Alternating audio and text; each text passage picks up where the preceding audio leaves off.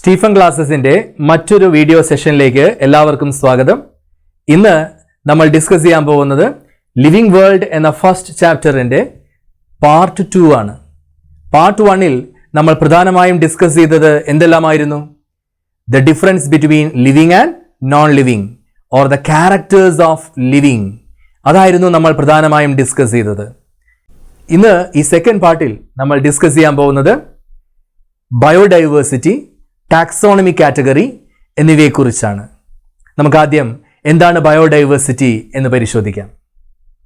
What is biodiversity? മലയാളത്തിൽ നിങ്ങൾ കേട്ട് കാണും ജൈവ വൈവിധ്യം എന്ന്, അല്ലേ? ജൈവ വൈവിധ്യം. So there are a number of organisms present on the earth surface. ഭൂമിയുടെ ഉപരിതലത്തിൽ ഒരുപാട് ജീവജാലങ്ങളുണ്ട്. So there is a variety of organisms present on the earth's surface. So the study of the variety of organisms present on the earth's surface is known as biodiversity. ഭൂമിയുടെ ഉപരിതലത്തിലുള്ള എല്ലാ ജീവജാലങ്ങളുടെയും ആ variety, ആ വൈവിധ്യം, അത് പഠിക്കുന്നതാണ് ജൈവ വൈവിധ്യം എന്നതുകൊണ്ട് ഉദ്ദേശിക്കുന്നത്. So the study of diversity or variety of organisms present on the earth surface is known as biodiversity. ഇന്ന് ബയോഡൈവേഴ്സിറ്റി കുറിച്ച് നമ്മൾ പറയുമ്പോൾ there are about 1.7 to 1.8 million species of organisms identified so far. ഇന്ന് നമ്മൾ 1.7 മുതൽ 1.8 മില്യൺ സ്പീഷീസിലുള്ള ജീവജാലങ്ങൾ ഈ ഭൂമിയിലുണ്ട് എന്ന് കണ്ടെത്തിയിട്ടുണ്ട്. എത്ര സ്പീഷീസ് പ്രസന്റ് ആണ് എന്നല്ല ഇവിടെ ഉദ്ദേശിച്ചത്, നമ്മൾ കണ്ടെത്തിയത് എത്ര എന്നാണ് നമ്മൾ പറയുന്നത്. So there are about 1.7 to 1.8 million species of organisms identified. Their characters are described also. Okay, so that much number of species we have described. അപ്പോൾ ഈ എല്ലാ ജീവജാലങ്ങളുടെയും വൈവിധ്യത്തെക്കുറിച്ച് പഠിക്കുന്നതിനെയാണ് നമ്മൾ പറയുന്നത് biodiversity. Now we are going to learn about another term related with biodiversity. ബയോഡൈവേഴ്സിറ്റിയെ കുറിച്ച് നമ്മൾ പറയുമ്പോൾ എപ്പോഴും നമ്മൾ ഉപയോഗിക്കുന്ന ഒരു വാക്കാണ് systematics. Systematics is a branch of biology. I repeat, systematics is a branch of biology and it deals with diversity of organisms based on the relationship among them. അതായത് ജീവജാലങ്ങളെ കുറിച്ച് പഠിക്കുകയാണ്. ജീവജാലങ്ങളിലുള്ള വൈവിധ്യത്തെക്കുറിച്ച് നമ്മൾ പഠിക്കുന്നു. അവയ്ക്കിടയിലുള്ള സിമിലാരിറ്റി അല്ലെങ്കിൽ അവയ്ക്കിടയിലുള്ള ബന്ധങ്ങൾ മനസ്സിലാക്കിക്കൊണ്ടാണ് വൈവിധ്യത്തെക്കുറിച്ച് നമ്മൾ പഠിക്കുന്നത്. അപ്പോൾ ആ ശാസ്ത്രശാഖയെ പറയുന്ന പേരാണ് സിസ്റ്റമാറ്റിക്സ്. സോ എന്താണ് systematics? Systematics is A branch of biology which deal with diversity of organisms based on the relationship among them. എന്താണ് സിസ്റ്റമാറ്റിക്സ് എന്ന വാക്കിന്റെ അർത്ഥം? സിസ്റ്റമാറ്റിക്സ് എന്ന വാക്ക് ഉണ്ടായിരിക്കുന്നത് സിസ്റ്റമ എന്ന ലാറ്റിൻ പദത്തിൽ നിന്നാണ്. So systematics is derived from the Latin word systema. And what is the meaning of the word systema? Systema എന്ന വാക്കിന്റെ അർത്ഥം സിസ്റ്റമാറ്റിക് അറേഞ്ച്മെന്റ് ഓഫ് ഓർഗാനിസംസ് എന്നാണ്. So systematic arrangement of organisms is known as systema. Carolus Linnaeus ആണ് ആദ്യമായി ഈ systema എന്ന വാക്ക് ഉപയോഗിച്ചത്. Systema നേച്ചുറേ. Carolus Linnaeus എഴുതിയ ഒരു ഗ്രന്ഥത്തിന്റെ പേരാണ് സിസ്റ്റമ നേച്ചുറേ. അതിൽ ഒരുപാട് പ്ലാന്റ്സിനെയും ആനിമൽ സ്പീഷീസിനെയും കുറിച്ച് അദ്ദേഹം ഡിസ്ക്രൈബ് ചെയ്യുന്നുണ്ട്.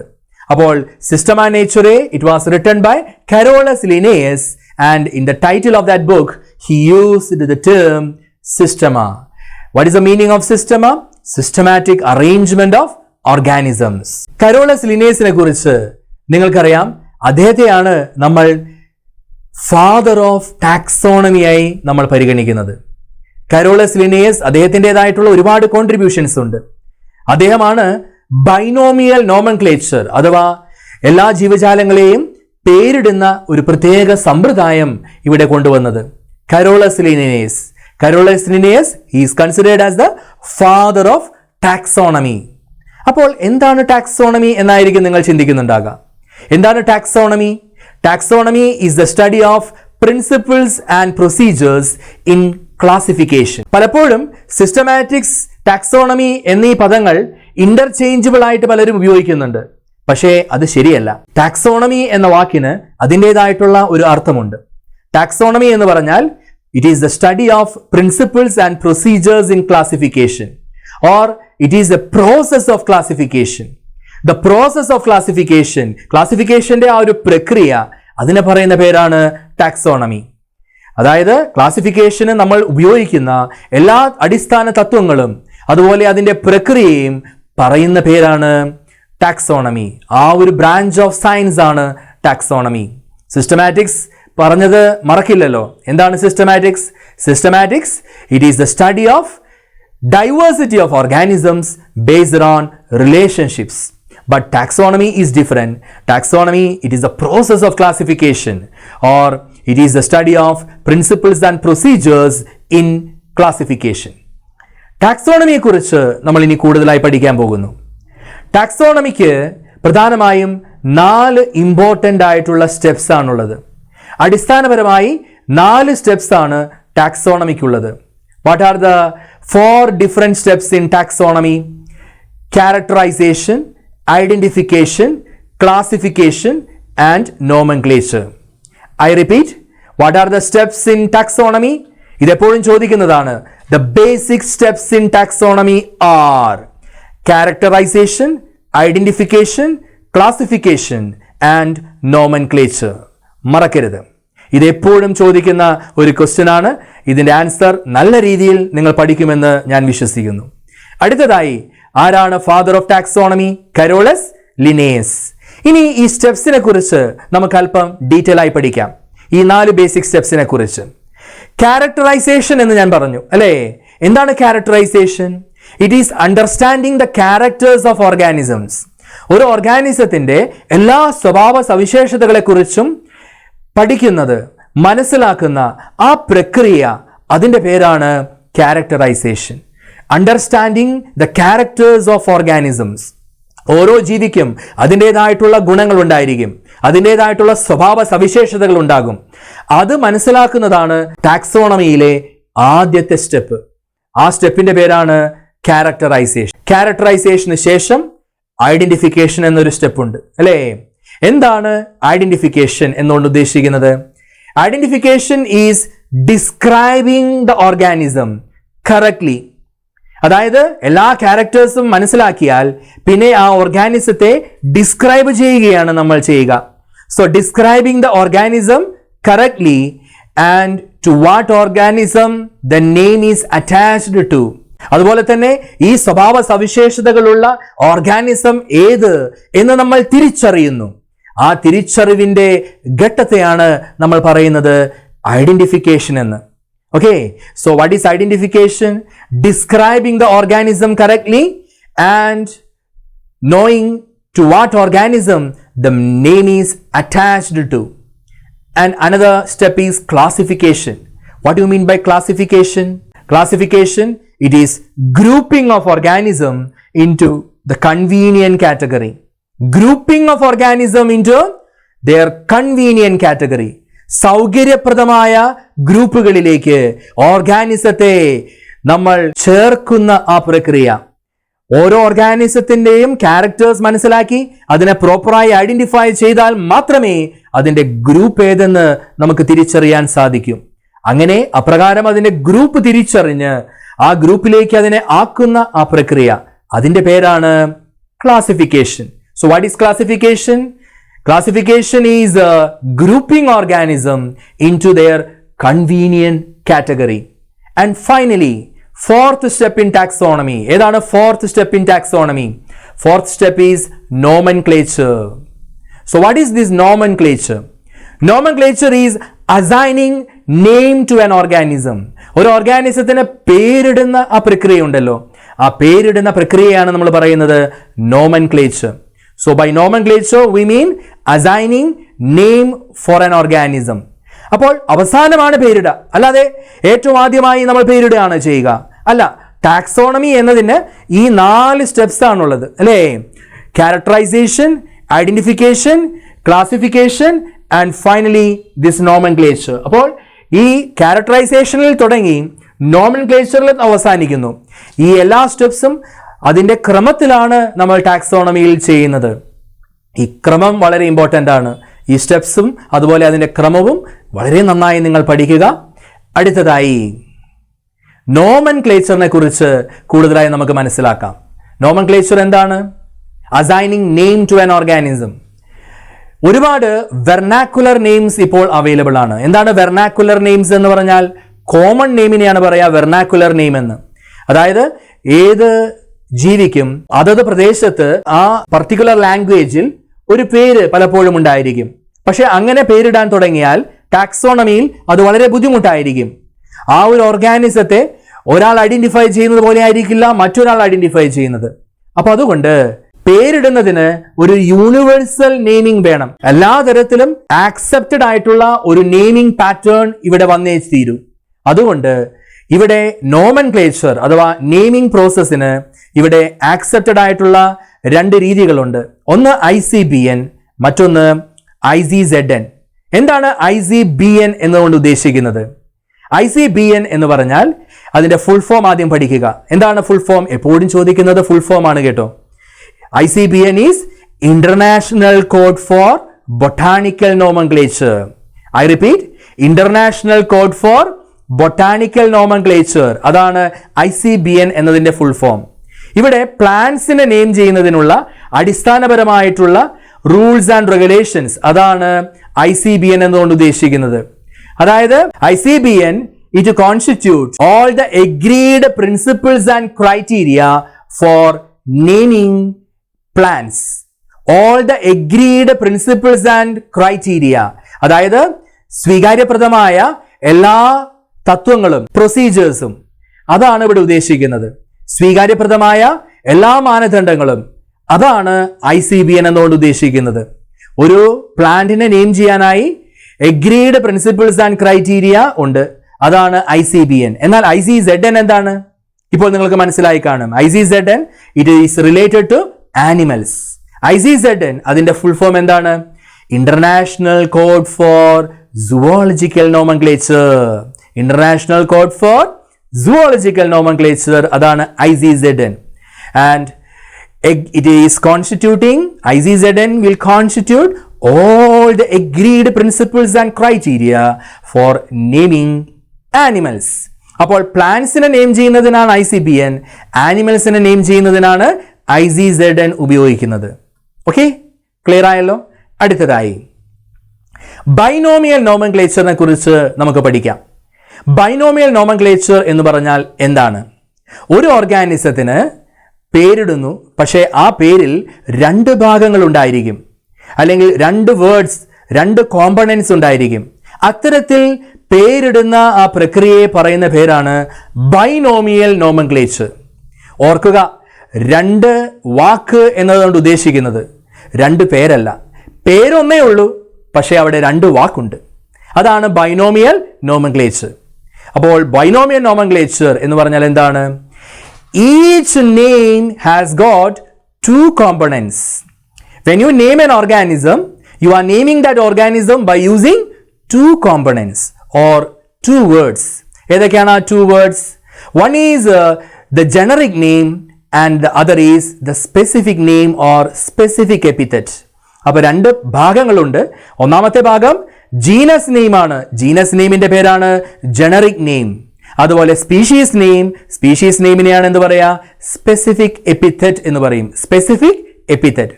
അപ്പോൾ ജനറിക് നെയിമും സ്പെസിഫിക് എപ്പിത്തറ്റും ഉപയോഗിച്ചുകൊണ്ട്, ഈ രണ്ട് വാക്കുകളും ഉപയോഗിച്ചുകൊണ്ട് ഒരു ജീവിയെ പേരിടുന്ന ആ പ്രക്രിയ അതാണ് ബൈനോമിയൽ നോമൻക്ലേച്ചർ. മനസ്സിലായല്ലോ? അപ്പോൾ binomial nomenclature, here we are using two components or two words. Each name it consists of two components or two words. One is generic name and the other is specific name. Is it clear? Okay. Now, ഒരു example നമ്മൾ പഠിക്കുകയാണെങ്കിൽ, ഇത്തരത്തിൽ ഒരു binomial nomenclature വഴി നമ്മൾ എഴുതുന്ന ഒരു example ആണ് മാഞ്ചിഫെറ ഇൻഡിക്ക.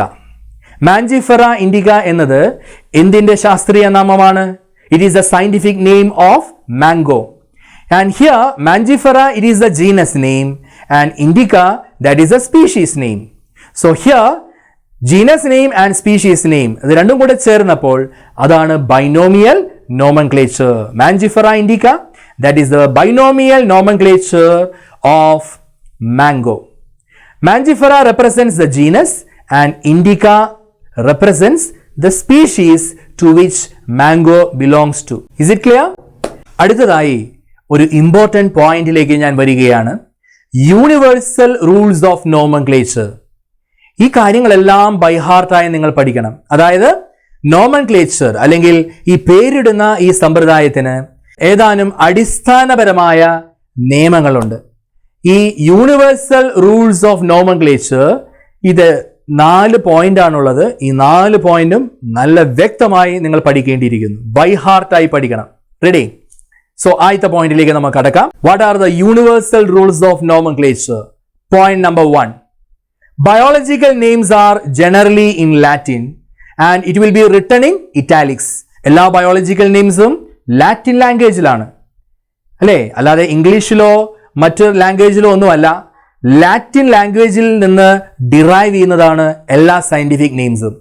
ഇനി അല്ല എങ്കിൽ നമ്മൾ മറ്റേതെങ്കിലും ഭാഷയിലാണെങ്കിൽ അത് ലാറ്റിനൈസ് ചെയ്യും. ഇപ്പോൾ മലയാളത്തിൽ ഒരു പേര് വരികയാണെങ്കിൽ അതിനെ ലാറ്റിനൈസ് ചെയ്യിക്കും. ഉദാഹരണത്തിന് മലബാർ എന്ന വാക്ക് ഇവിടെ ലാറ്റിനൈസ് ചെയ്യുന്നത് എപ്രകാരമാണ്? മലബാറിക്കസ് എന്നൊക്കെ ആയിരിക്കും. ഓക്കെ, അപ്പോൾ അത്തരത്തിൽ ലാറ്റിനൈസ് ചെയ്തുകൊണ്ട് അതൊരു സയന്റിഫിക് നെയിമായി മാറ്റപ്പെടുന്നു.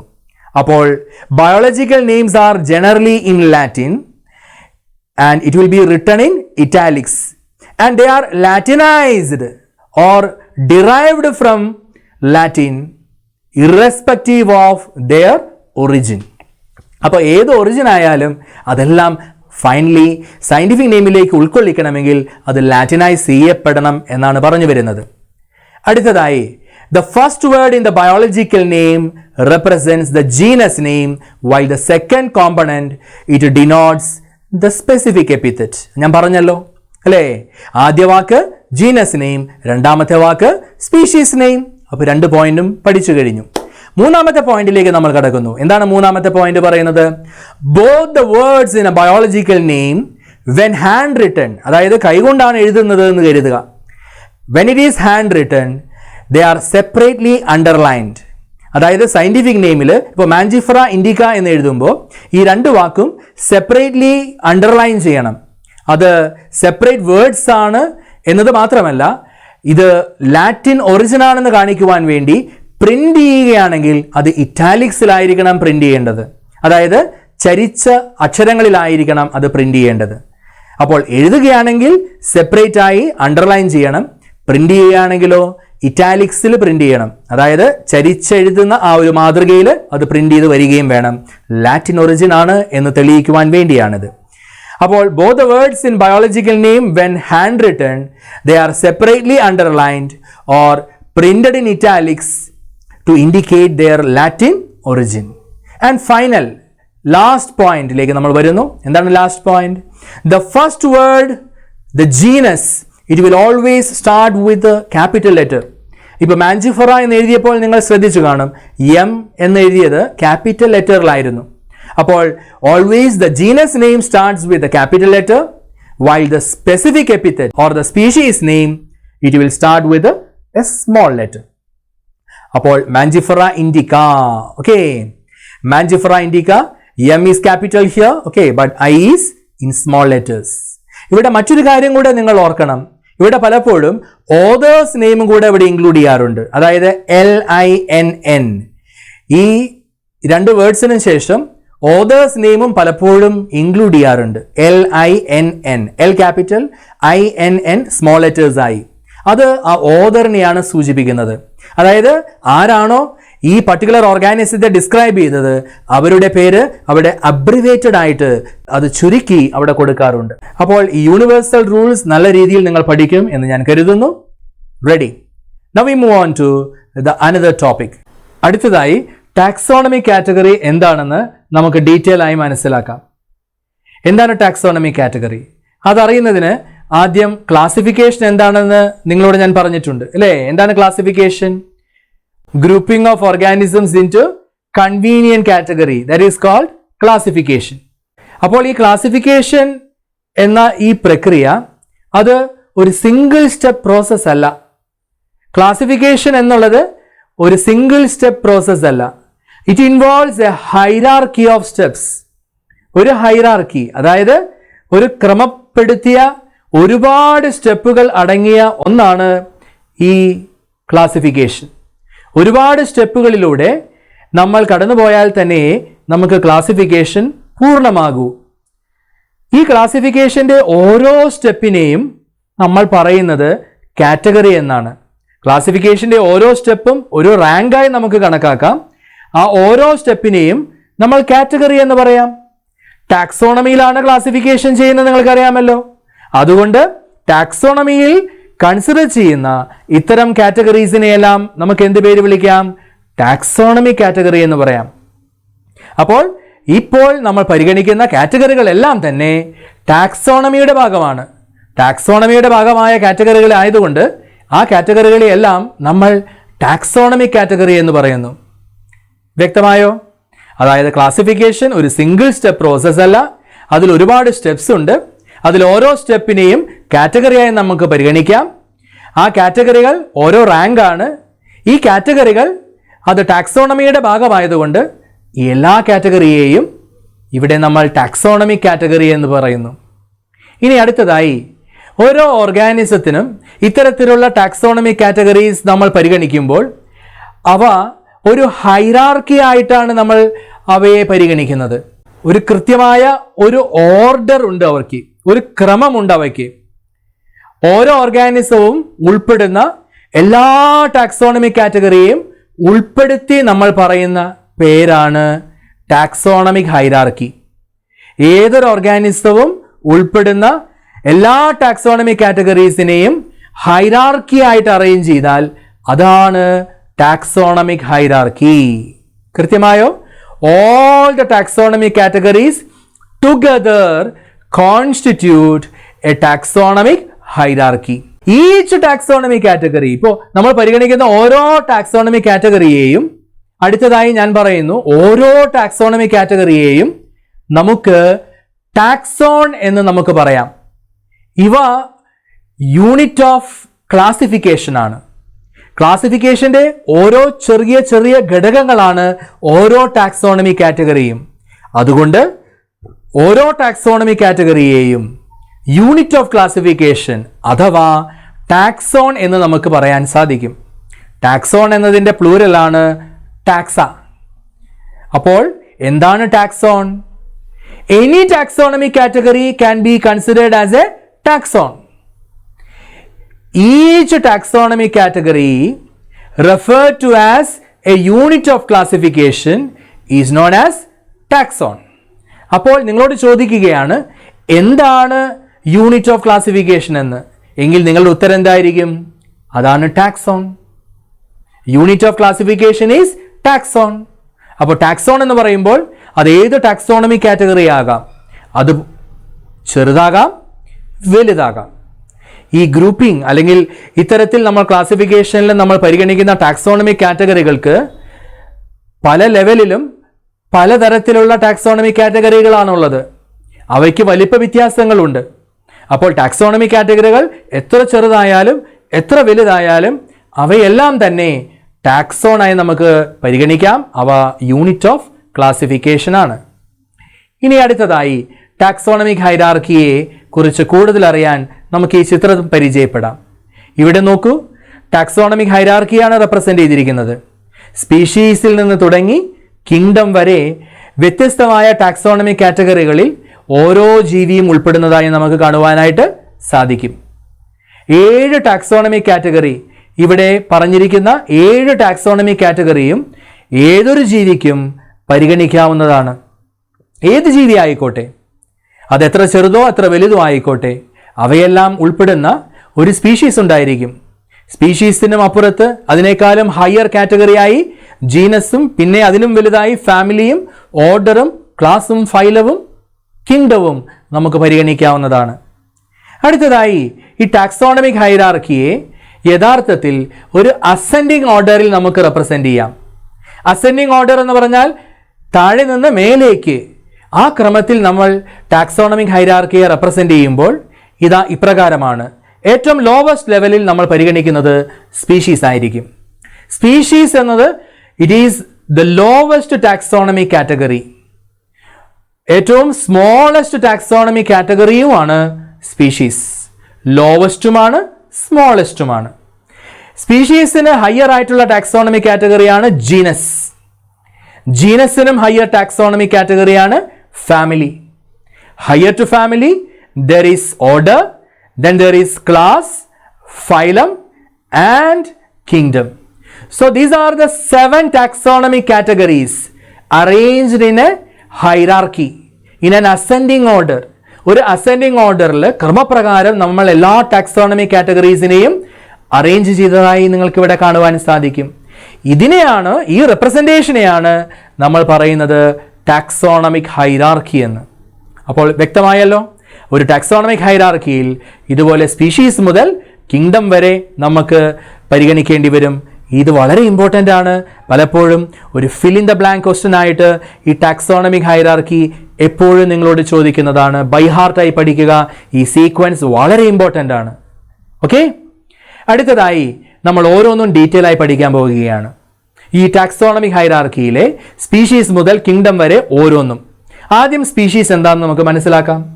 സ്പീഷീസ് എന്ന് പറഞ്ഞാൽ it is a basic unit in taxonomic hierarchy. Taxonomic ഹൈറാർക്കിയിലെ ബേസിക് യൂണിറ്റ് ആണ്. സ്മോളസ്റ്റ് ടാക്സോണമിക് കാറ്റഗറിയാണ്. മാത്രമല്ല it is a basic unit in taxonomic hierarchy. ഞാൻ വീണ്ടും പറയുന്നു, യൂണിറ്റ് ഓഫ് ക്ലാസിഫിക്കേഷൻ എന്താണ്? അത് ടാക്സോൺ ആണ്. എന്നാൽ unit, basic unit in taxonomic hierarchy എന്ന് ചോദിക്കുമ്പോൾ അപ്പോൾ നമ്മുടെ ഉത്തരം എന്തായിരിക്കണം? സ്പീഷീസ് എന്ന്. യെസ്, സ്പീഷീസ് എന്ന് പറഞ്ഞാൽ എന്താണ്? എന്താണ് അതിൻ്റെ definition? Species is a group of closely related organisms. വളരെ ക്ലോസ്ലി റിലേറ്റഡ് ഓർഗാനിസംസ്. അവയ്ക്ക് ഒരുപാട് ഫണ്ടമെന്റൽ സിമിലാരിറ്റീസ് ഉണ്ടായിരിക്കും. എന്തുണ്ടായിരിക്കും? Fundamental similarities. അടിസ്ഥാനപരമായ ഒരുപാട് സാമ്യതകളുള്ള ഒരു ക്ലോസ്ലി റിലേറ്റഡ് ഗ്രൂപ്പ് ഓഫ് ഓർഗാനിസംസിനെയാണ് എന്ത് പറയുന്നത്? Species. They are genetically distinct. Species is a group of organisms which are genetically distinct. ജനിതകപരമായി അവ ഡിസ്റ്റിങ്ക്റ്റ് ആണ്. പക്ഷെ എന്നാലും അവ പരസ്പരം ഇന്റർബ്രീഡ് ചെയ്ത് ഓഫ് സ്പ്രിംഗ് പ്രൊഡ്യൂസ് ചെയ്യുവാൻ കഴിവുള്ളവയായിരിക്കും. സന്താനോൽപാദനത്തിന് കഴിവുള്ളവയായിരിക്കും സ്പീഷീസിലുള്ള ജീവജാലങ്ങൾ. അതായത് ഒരേ സ്പീഷീസിലുള്ളവയാണെങ്കിൽ അവയ്ക്ക് റിപ്രൊഡ്യൂസ് ചെയ്യുവാനുള്ള കഴിവുണ്ടായിരിക്കും. I repeat, they are genetically distinct, they are very closely related organisms and they can breed among themselves. They can breed among themselves. Examples ആണ് മാഞ്ചിഫോറ ഇൻഡിക്ക. മാംഗോയുടെ സ്പീഷീസ് ആണ് Mangifera Indica. Solanum tuberosum, that is a species of potato. Then Panthera leo, lion species. ഇവിടെ നിങ്ങൾക്കറിയാം binomial nomenclature പ്രകാരമാണ് ഇവ എഴുതിയിരിക്കുന്നത് അല്ലേ? രണ്ടാമത്തെ component ആണ് ഇവിടെ സ്പീഷീസ് നെയിമായി നമ്മൾ പരിഗണിക്കുന്നത്. ഇവിടെ മറ്റൊരു കാര്യം നിങ്ങൾ അറിയേണ്ടത്, Panthera it has got another specific epithet. Panthera Leo മാത്രമല്ല, മറ്റു പല സ്പീഷീസും പാന്തറയിൽ വരുന്നുണ്ട്. ടൈഗർ, ലെപ്പേർഡ്, ഇതെല്ലാം പാന്തറ എന്ന ജീനസിന് കീഴെ വരുന്നതാണ്. അതുപോലെ സൊളാനം എന്ന ജീനസ് നമ്മൾ പരിഗണിക്കുമ്പോൾ സൊളാനം ട്യൂബറോസം എന്നതുപോലെ തന്നെ സൊളാനം എന്ന ജീനസിനകത്ത് മറ്റു പല സ്പീഷീസും ഉണ്ട്. അതായത് സൊളാനം നൈഗ്രം, സൊളാനം മെലോജിന, അത് ഡിഫറെൻ്റ് ആയിട്ടുള്ള സ്പീഷീസുകളാണ്. കൂടുതൽ ഇതിനെക്കുറിച്ച് അറിയാൻ നമുക്ക് ചില ചിത്രങ്ങൾ പരിഗണിക്കാം. ഇതാ സൊളാനം എന്ന ജീനസിൽ വരുന്ന വ്യത്യസ്ത സ്പീഷീസ് ആണ് ഇവിടെ കാണിച്ചിരിക്കുന്നത്. ഇത് Solanum tuberosum, potato. This is Solanum nigrum. Okay, then we have Solanum melongena. Brinjal വരുന്നത് ഈ പർട്ടിക്കുലർ സ്പീഷീസിലാണ്. അപ്പോൾ നമ്മൾ പറഞ്ഞു വരുന്നത് സൊളാനത്തിന് ഡിഫറെൻ്റ് ആയിട്ടുള്ള സ്പീഷീസ് ഉണ്ട്. ഇതുപോലെ തന്നെ പാന്തറ നമ്മൾ പരിഗണിക്കുമ്പോൾ പാന്തറയ്ക്ക് വ്യത്യസ്തമായ സ്പീഷീസ് ഉണ്ട് അല്ലേ?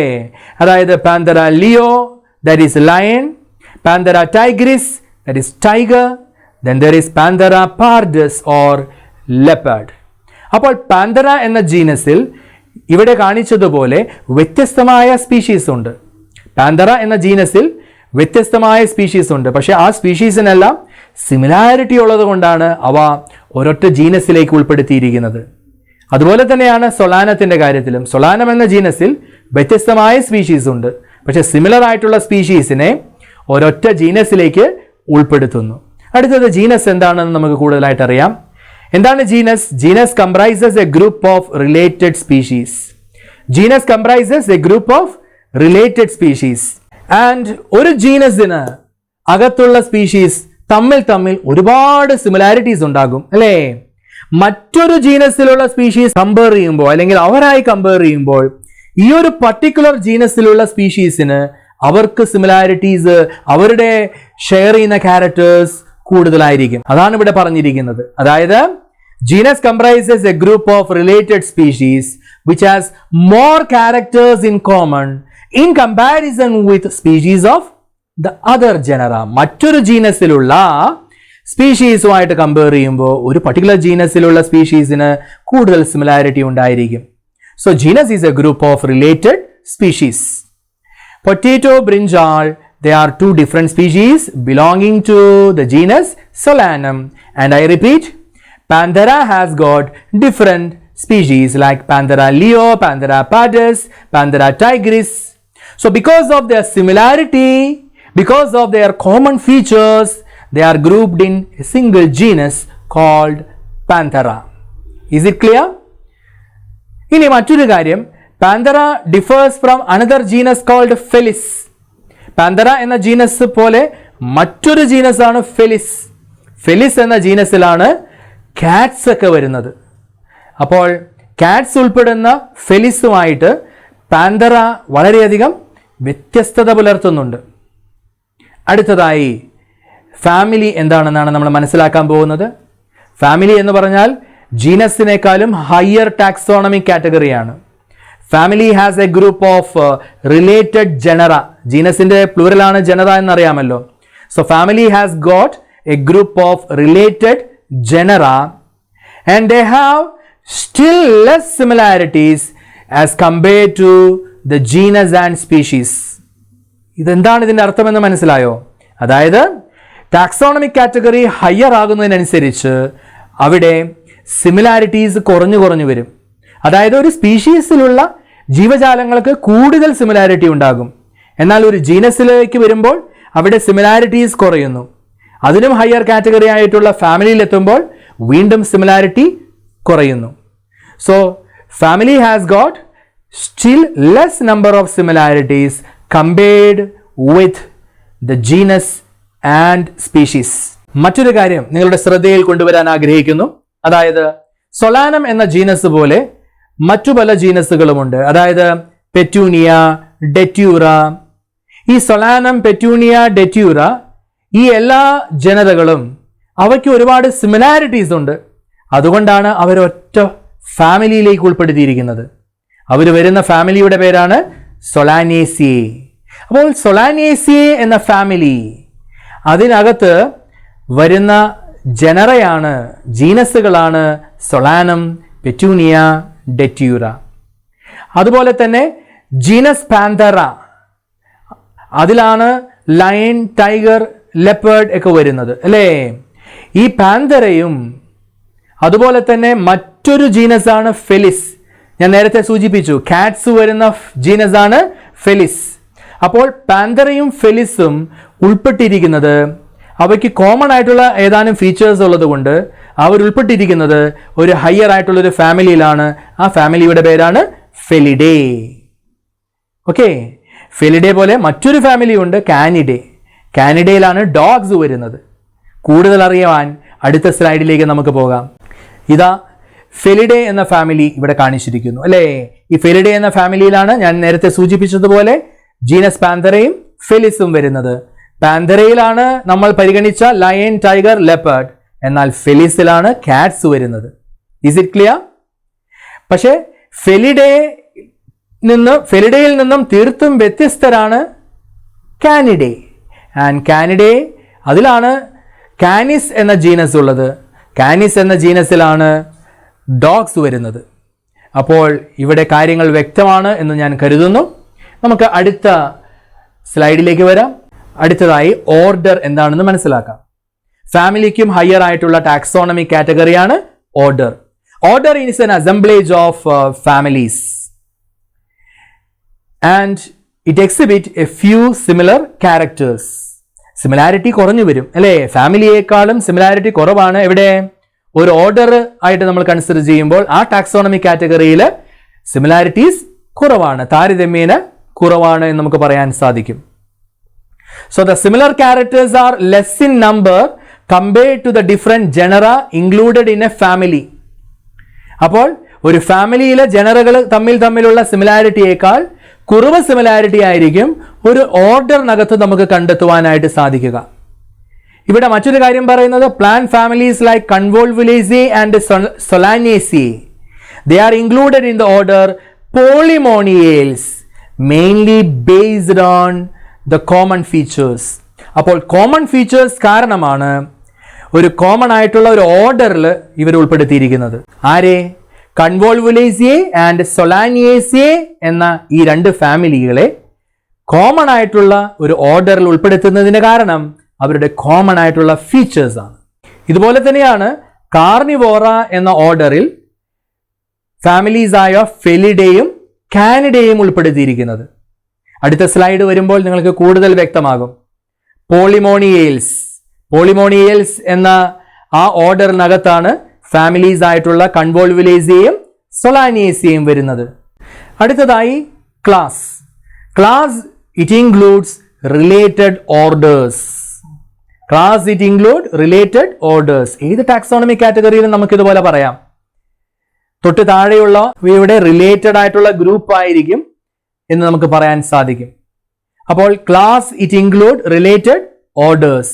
ഫോർ എക്സാമ്പിൾ പ്രൈമേറ്റ എന്ന ഓർഡറും അതുപോലെ തന്നെ കാർണിവോറ എന്ന ഓർഡറും വ്യത്യസ്തരാണെങ്കിലും അവയ്ക്കുള്ള സിമിലാരിറ്റി കാരണം അവർ ഒരേ ക്ലാസ്സിലാണ് ഉൾപ്പെടുത്തിയിരിക്കുന്നത്.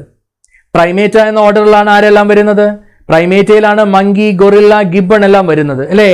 എന്നാൽ കാർണിവോറയിലാണ് dogs, cats, lion, tiger, leopard ഇവരെല്ലാം വരുന്നത് കാർണിവോറയിലാണ്. പക്ഷെ because of their similarity they are placed in the same class.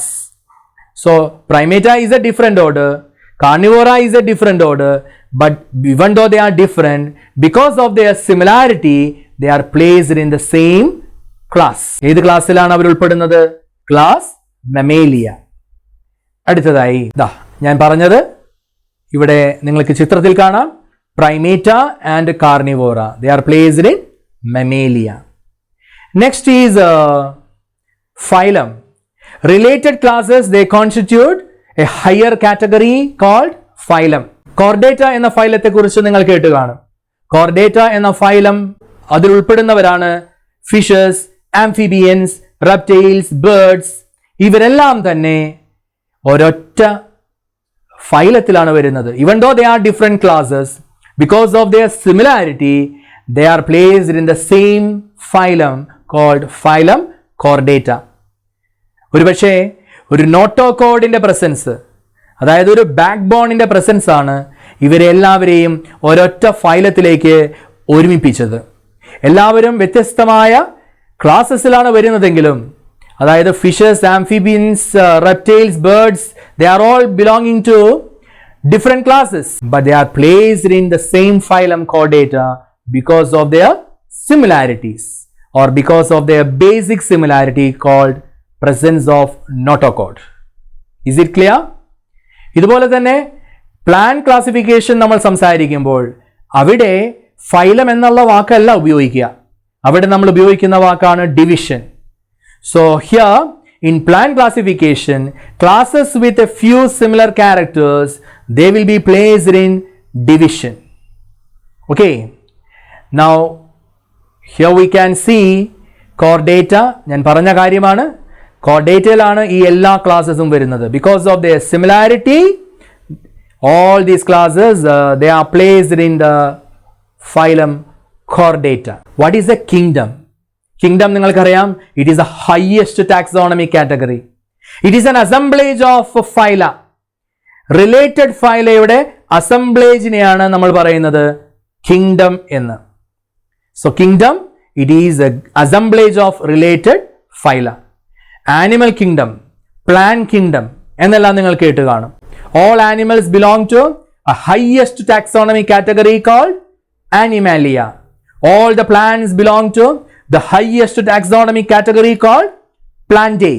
So Animalia, Plantae ഇതെല്ലാം kingdoms ആണ്. ഇത് highest taxonomic category ആണ്. അടുത്തതായി taxonomic categories രണ്ട് തരത്തിലുണ്ട്. അതായത് ബ്രോഡ് കാറ്റഗറീസും സബ് കാറ്റഗറീസും. നമ്മൾ ഇവിടെ പറഞ്ഞു പോയ കാറ്റഗറീസ് എല്ലാം തന്നെ ബ്രോഡ് കാറ്റഗറീസ് ആണ്. അപ്പോൾ പറയൂ, അവ എത്ര എണ്ണമുണ്ട്? 7.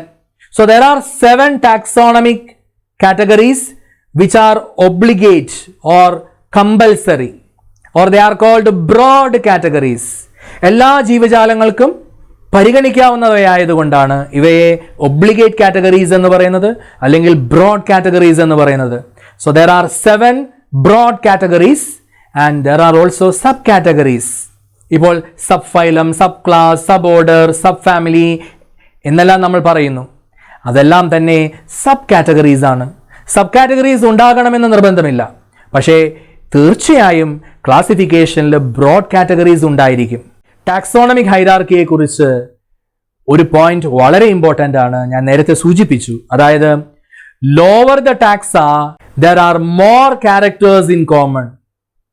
Lower the taxa there will be more characters in common, or more characters the members within the taxon share. And higher the taxa there will be more number of differences. അതായത് species ആകുമ്പോൾ അവിടെ കൂടുതൽ similarity ഉണ്ടായിരിക്കും, എന്നാൽ ഒരു kingdom ആകുമ്പോൾ അത് higher taxonomic കാറ്റഗറിയാണ്, അവിടെ ഡിഫറൻസസ് ആയിരിക്കും കൂടുക. So lower the taxa more number of similarities, higher the taxa there are more number of differences. And the classification process will be simpler in the lower taxa because of the similarities. Similarity കൂടുതലായതുകൊണ്ട് lower ടാക്സയിലായിരിക്കും classification ഏറെക്കുറെ simple. പക്ഷേ classification process കുറച്ചും കൂടെ complicated ആകും higher ടാക്സയിൽ, കാരണം അവിടെ differences കൂടി വരികയാണ്. അടുത്തതായി നിങ്ങൾക്ക് ടെക്സ്റ്റ് ബുക്കിൽ ഏതാനും എക്സാമ്പിൾസ് പഠിക്കാനുണ്ട് ടാക്സോണമിക് കാറ്റഗറീസിന്റെ. ആദ്യത്തെ എക്സാമ്പിൾ ദാ ഇവിടെ കൊടുക്കുന്നു. ഹോമോസാപ്പിയൻസിന്റെ ടാക്സോണമിക് ഹൈറാർക്കി തീർച്ചയായും നിങ്ങൾ പഠിക്കണം. What is the name of species? Sapiens. Genus name? Homo. മനുഷ്യന്റെ ടാക്സോണമിക് ഹൈറാർക്കിയാണ് പറഞ്ഞു പോകുന്നത്. Family name is Hominidae. Order name is Primata. Then there is a class Mammalia, phylum Chordata, and the kingdom will be Animalia. ഇത് മനുഷ്യന്റെ taxonomic ഹൈറാർക്കിയാണ്. By ഹാർട്ടായി പഠിക്കുക, തീർച്ചയായും ചോദിക്കാൻ സാധ്യതയുള്ള ഒന്നാണ്. അടുത്തതായി നിങ്ങൾ പഠിക്കുന്നത് ഹൗസ് ഫ്ലൈയുടെ ടാക്സോണമിക് ഹൈറാർക്കിയാണ്. House fly belong to the species domestica. Genus name is Musca. Family name Muscidae. Order name is Diptera. Then there is class Insecta. The phylum is Arthropoda and the kingdom is again Animalia. അപ്പോൾ ഇത് house ഫ്ലൈയുടെ taxonomic ഹൈറാർക്കിയാണ്. ഇതുപോലെ നിങ്ങൾക്ക് വീറ്റിൻ്റെ, അതുപോലെ തന്നെ മാംഗോയുടെ taxonomic ഹൈറാർക്കിയും ഒക്കെ പഠിക്കാനുണ്ട്. ഇതാ വരുന്നു. അടുത്തതായി മാംഗോയുടെ taxonomic hierarchy. Indica, that is a species of mango. Then Mangifera, that is the name of its genus, and name of its family Anacardiaceae. Name of the order Sapindales. Name of the class Dicotyledonnae. Name of the division Angiospermae. And finally the kingdom name will be Plantae. അപ്പോൾ ഈ taxonomic hierarchy മാംഗോയുടെ taxonomic ഹൈറാർക്കിയാണ്. By ഹാർട്ടായി പഠിക്കുക. അടുത്തതായി വീറ്റിൻ്റെ taxonomic hierarchy പഠിക്കാനുണ്ട്. Wheat വരുന്ന ടാക്സോണമിക് സ്പീഷീസ് ഏതാണ്? Aestivum. Genus name will be Triticum. Family will be Poaceae. Then comes the order Poales. Now the class will be Monocotyledone. Then the division will be Angiospermae. And finally the kingdom will be Plantae. അപ്പോൾ ഇത് വീറ്റിൻ്റെ taxonomic ഹൈറാർക്കിയാണ്. അപ്പോൾ ഇപ്രകാരം 4 ഓർഗാനിസംസിൻ്റെയും taxonomic hierarchy by ഹാർട്ടായി നിങ്ങൾ പഠിച്ചേ തീരൂ. ഇതുവരെയാണ് second പാർട്ടിൽ നിങ്ങളോട് സംസാരിക്കുവാൻ ഞാൻ ഉദ്ദേശിക്കുന്നത്. അപ്പോൾ ഈ സെക്കൻഡ് പാർട്ടിൽ നമ്മൾ പ്രധാനമായും എന്തിനെക്കുറിച്ചാണ് ഡിസ്കസ് ചെയ്തത്? 2 പ്രധാനപ്പെട്ട കാര്യങ്ങളെക്കുറിച്ചാണ്. One is biodiversity and other is about taxonomic categories and taxonomic hierarchy. Living വേൾഡിന്റെ അവസാന 3ാം ഭാഗവുമായി കണ്ടുമുട്ടുന്നതുവരെ it's good bye from Stephen classes.